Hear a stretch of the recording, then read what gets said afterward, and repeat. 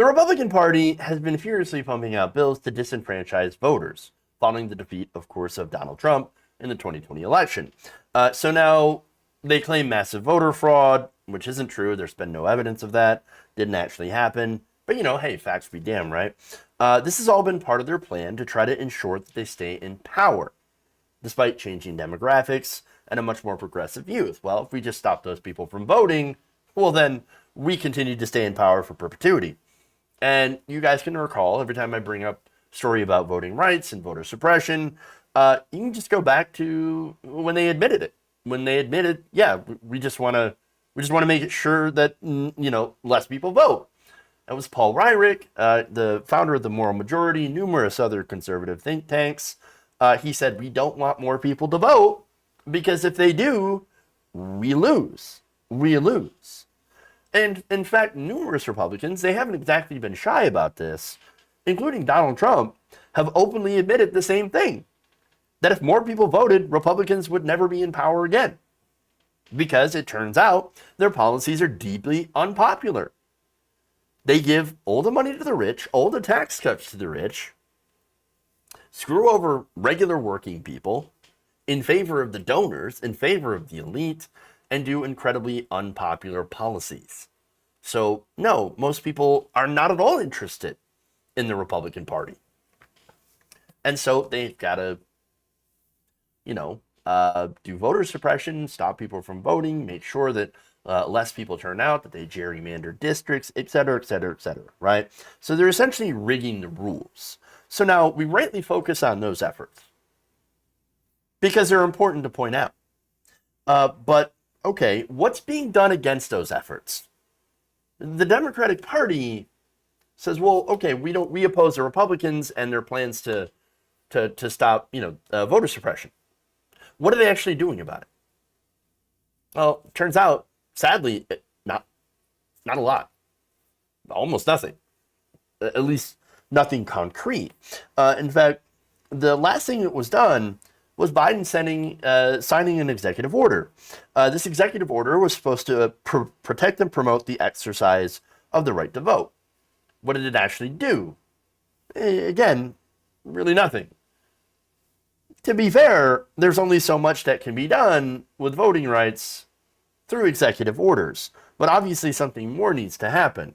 And now, according to Vanity Fair, quote, 4 months later, after that executive order, Biden and the Democrats appear no closer to stopping the Republicans' anti-voting crusade. In fact, they've actually lost ground since then. States like Georgia and Florida have enacted draconian voting restrictions, with Texas poised to do the same.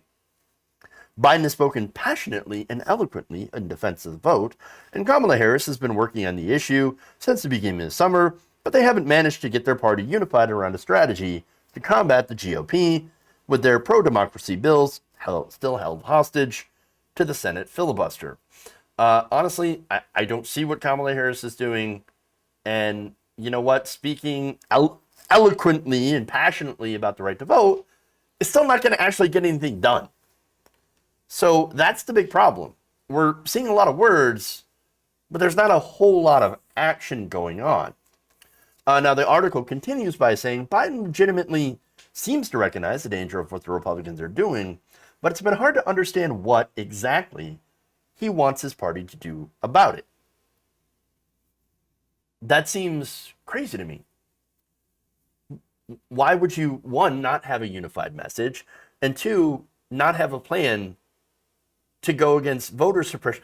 Honestly, voter suppression is the biggest problem here when it comes to getting people out to the polls and actually getting a majority. If you don't have a plan and don't consider, a way to fight against that, to ensure that everybody is actually able to vote and vote in a way that is easy, that is accessible, that makes sure that the most people turn out in a so-called democracy. Well, if you're not doing that, then are you, not trying to win? Are you trying to lose? Or are you trying to make it so that you have these 50-50 Congresses, that you don't get the ability to push through your agenda? And so that's the problem, okay? Pushing through your agenda. So now, Biden's agenda is okay. I'll take it. I supported Bernie Sanders. And Bernie Sanders had a much better, more robust agenda on a lot of different issues. Again, no politician's perfect. I'm to the left of a lot of those policies. But still, you get something done. You got to get something done, or else you're not going to win re-election. That's political reality. So what are you doing to try to get those things passed? He's given up on student loan cancellation. He could do it. By the way, that's one of the things he could do without Congress. Is he could say, okay, I just want to cancel all student loans. Cancel all student loan debt. That's it. We're done. Free. All, $1.7 trillion student loan debt, gone. Look at what I did for you. Now you can, vote me in, right? I helped you out. I got rid of your student loans. Wonderful. That would do a lot. It would do a lot for a lot of people, but they're not going to do that. No $50,000 in student loan cancellation. Not even $10,000 in student loan cancellation. Nothing.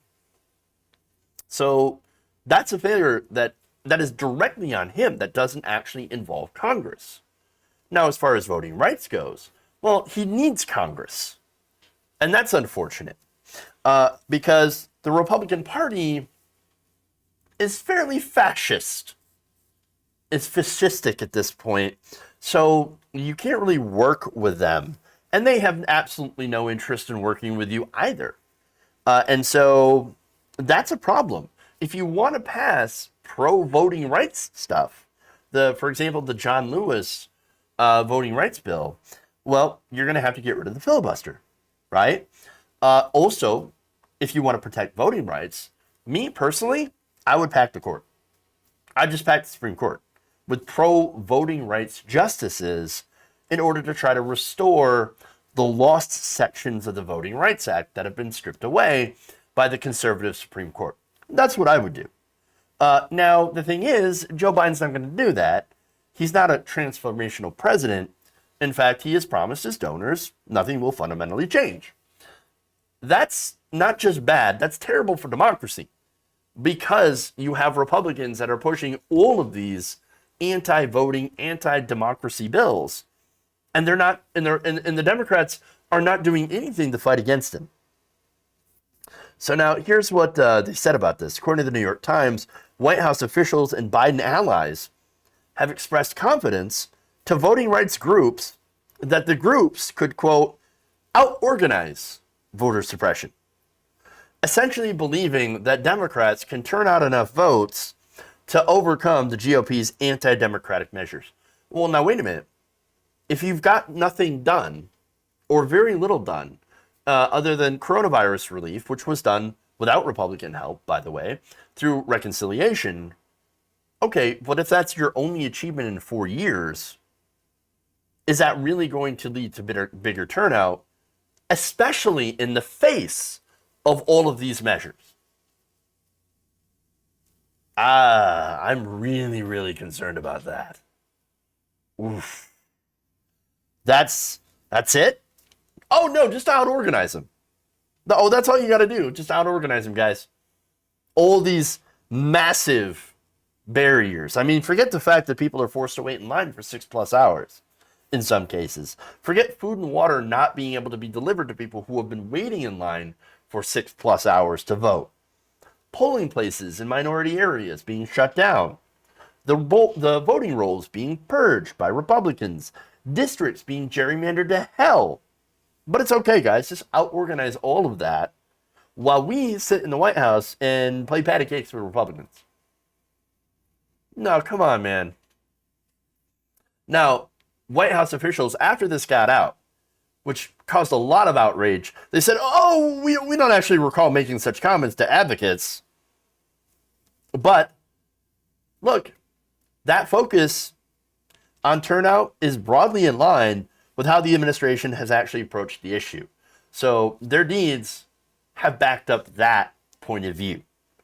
In fact, here's Sherrilyn Ifill, who said this, quote, I've heard an emphasis on organizing.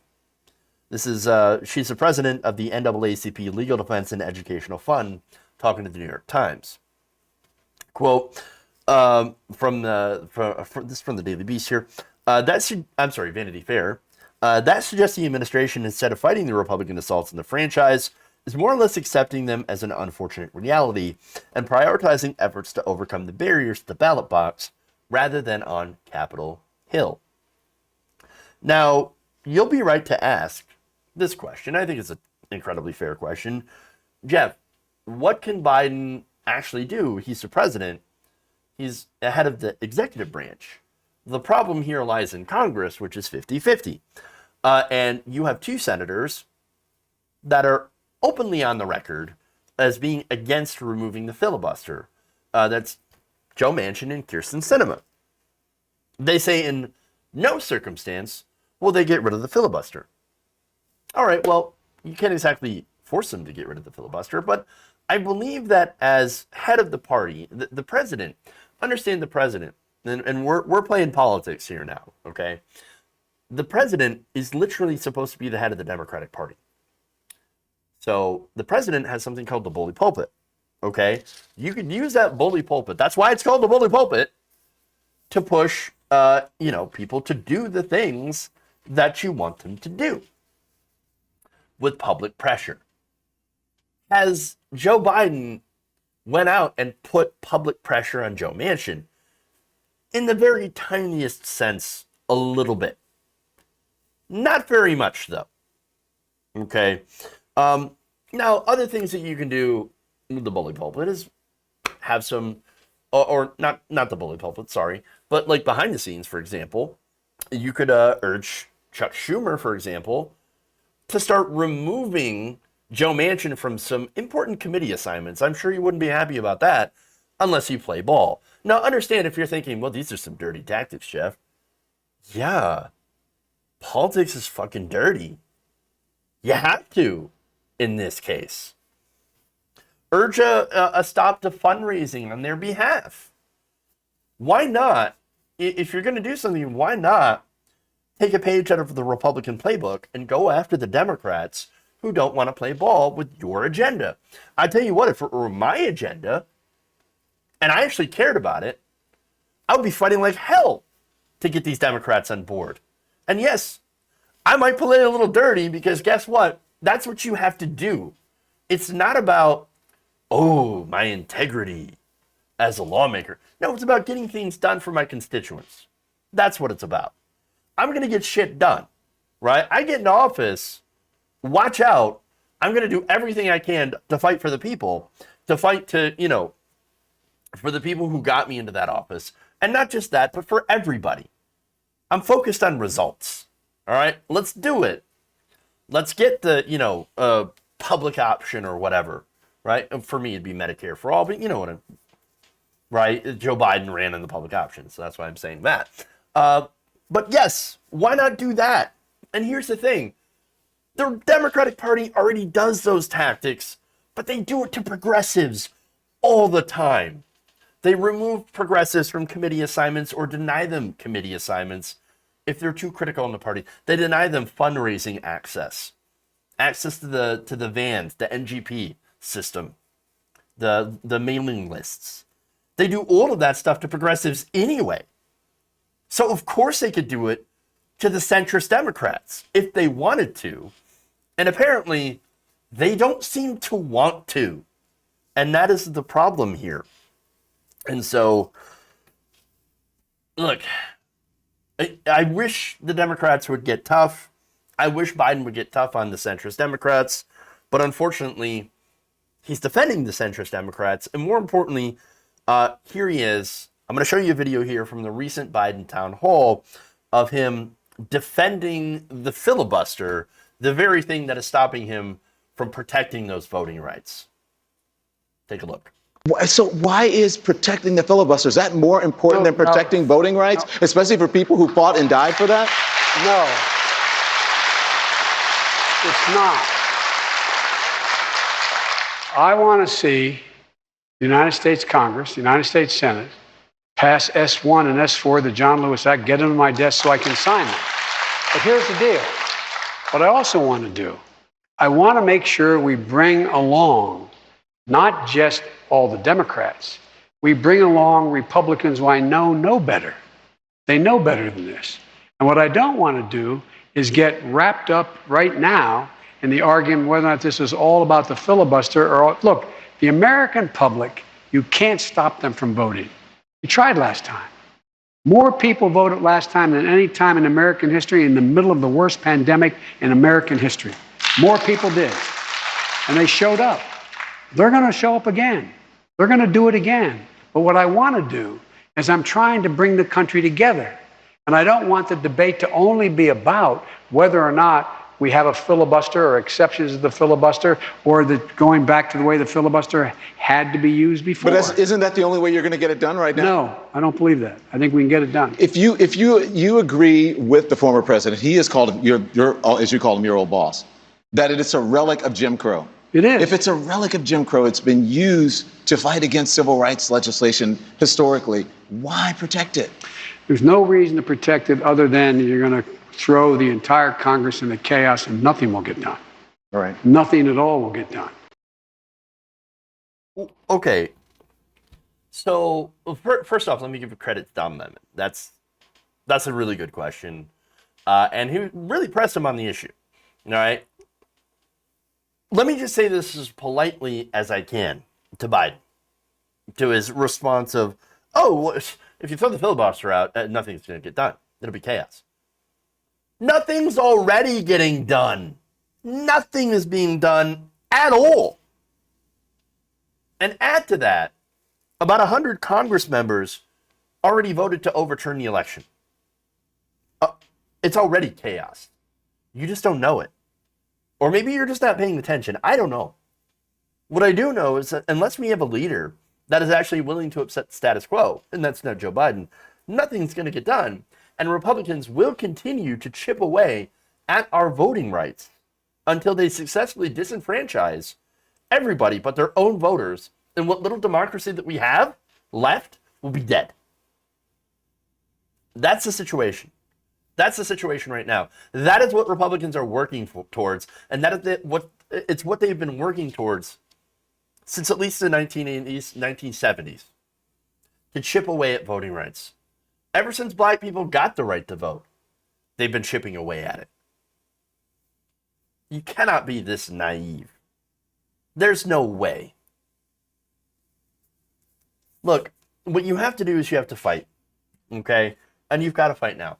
As Ifill says to the Times, quote, we cannot litigate our way out of this, and we cannot organize our way out of this. What we need is a real leader. And Joe Biden, just as I said before, unfortunately, has been proving that on the stuff that really, really matters, he's not up to the task. He's not up to challenging the status quo, never was. And unfortunately, this is why Republicans, in the long run, are going to eventually win. Until we do something to stop this destruction of our fundamental rights. And it's going to take bold, big action. If you enjoyed this video, please give us a like and share with your friends. You can subscribe and help out the channel by becoming a patron. It's patreon.com/Jeff Waldorf, or you can become a channel member as well by hitting the join button below.